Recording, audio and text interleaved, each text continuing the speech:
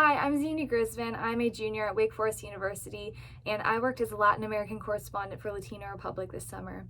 As Latin American correspondent, I wrote articles about human rights violations and political issues that happened in Costa Rica, Nicaragua, and Panama. In my articles, I tried to find a piece of news or a compelling story in local papers that jumped out at me, and from there I would interview people who were involved in the story or try to find nuanced perspectives.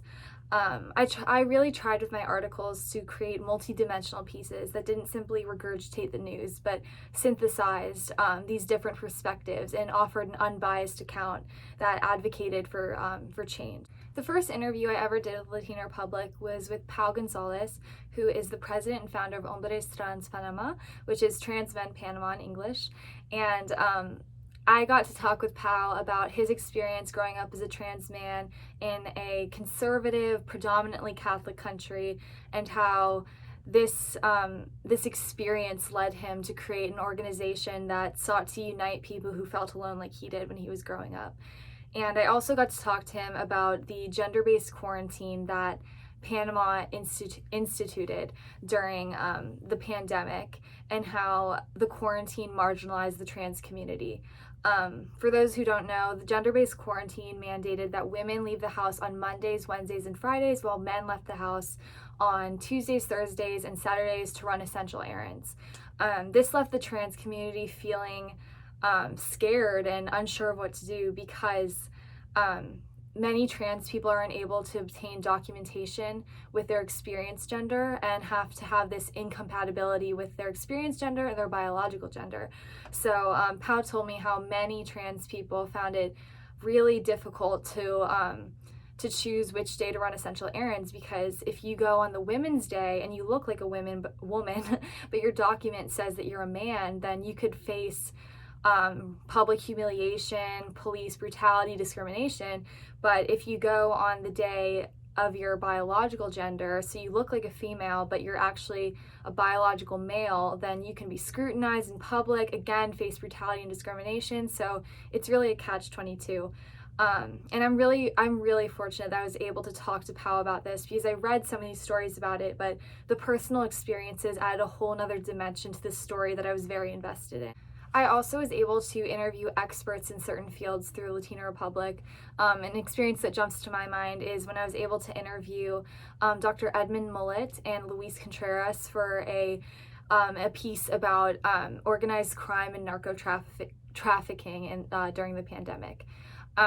Luis Contreras is a political analyst and an expert in organized crime and police tactical interventions. And Dr. Mullet is a politician and diplomat who has such an extensive resume, but the position most relevant to my piece was his role as the leader of the United Nations peacekeeping mission in Haiti in 2006 and 2007. So I found it so insightful to be able to hear from these two experts about how the pandemic has altered organized crime and narco-trafficking, and also about how past events, how organized crime was in the past and how it's changed and how it's evolved over time, and what the nature of organized crime is in Latin America. Working with Latina Republic this summer affected me both professionally and personally. On a professional level, I was very fortunate to have been able to have 7 articles published. That's a pretty big deal for a college student, to have your work published on a reputable site, and it felt really good to be able to get these stories out there that people hadn't heard about, and to educate people about things that are happening in the world, the world right now that we live in. It was a really cool experience. On a personal level, I forged a lot of really great connections within Latina Republic and outside of it. Dr. Cortucci, our mentor for all the Latin American correspondents, is phenomenal. She was so supportive. She really let us take free reign on our articles. She encouraged us to get creative with our storytelling and to not just stick to this one model when telling a story. She also taught us how important it is to use a storytelling for advocacy perspective when you're writing a story. It's hard when you're writing about another country to get rid of your judgmental, critical eye as a writer.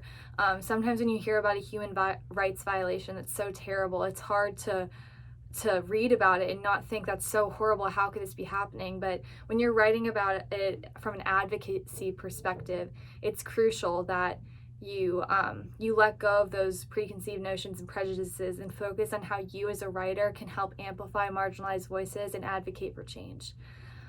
Also on a personal level, I stayed connected with everyone I interviewed with throughout the summer.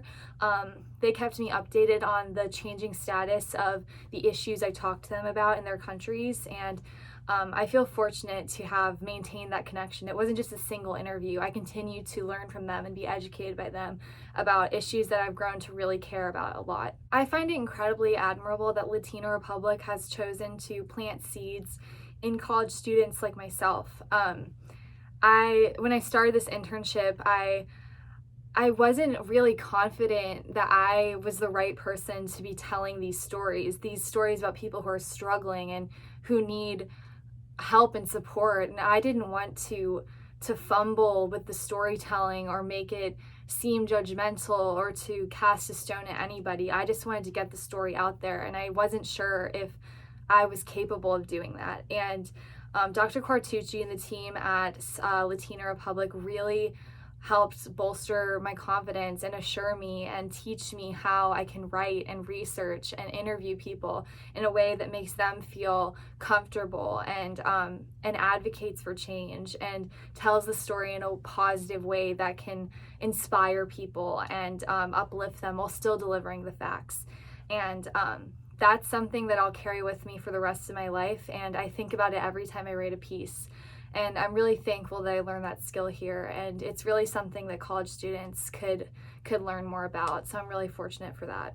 I am so incredibly grateful that I stumbled across the opportunity to intern as a Latin American correspondent with Latina Republic.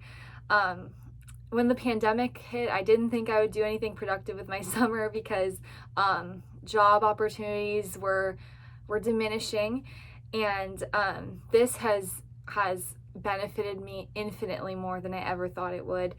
I will take so much with me. I've learned a lot here about storytelling and editing my work and time management and interviewing and researching people.